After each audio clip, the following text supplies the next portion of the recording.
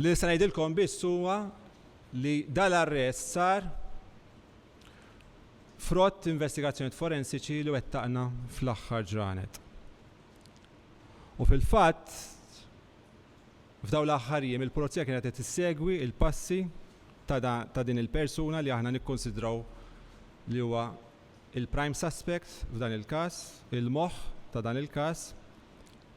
U wara li llum kellna konferma fejn kien qed jistaħba, ittieħdet id-deċiżjoni li neżegwixxu dan l-arrest. Fil-fatt, irrid ngħidilkom ukoll li dan l-arrest seħħ wara li l-pulizija kellha mandat ta' arrest maħruġ mill-maġistrat inkwirenti il-maġistrat Dr. Ian Farrugia. F'dan l-istadju għadu qed jiġi stabbilit x'seta nstaraq minn fuq il-post, però potenzjalment jidher li nstaraq deb minn fuq iż-żewġ vittmi. U allura il-pulizija sal-lum qiegħda tqis dan il-każ bħala każ relatat ma' serqa. Illum li se konfermalkom li dakinhar kien hemm sittiri ta' pistola 9mm.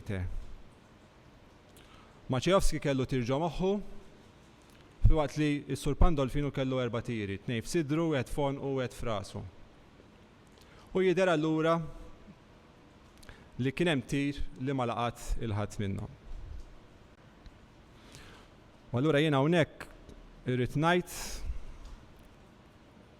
li dan illum il-każ qiegħed fażi delikata ħafna, l-investigazzjoni huma f'parti delikati ħafna, u tifhmu li f'dan l-istadju l-pulizija ma tistax tiżvela aktar dettalji. U hawnhekk jiena nagħtikom nagħmel appell lilkom il-membri tal-istampa biex anke r-rapporti tagħkom ikunu rapporti prudenti b'kawtela sabiex f'dan l-istadju delikat tal-investigazzjoni naċċertaw li din l-investigazzjoni tintemm b'suċċess u ma tkunx b'ebda mod preġudikata. Irrid ukoll nenfasizza li dan huwa s-sitt każ ta' omiċidju sa mill-bidu tas-sena, bl-ewwel 5 jkunu kollha solvuti. U allura dan juri biċ-ċar dak li jiena illi ngħidu fl-aħħar ġranet stajt nikkonfermah aktar kemm għandna investigaturi kapaċi u tajbin.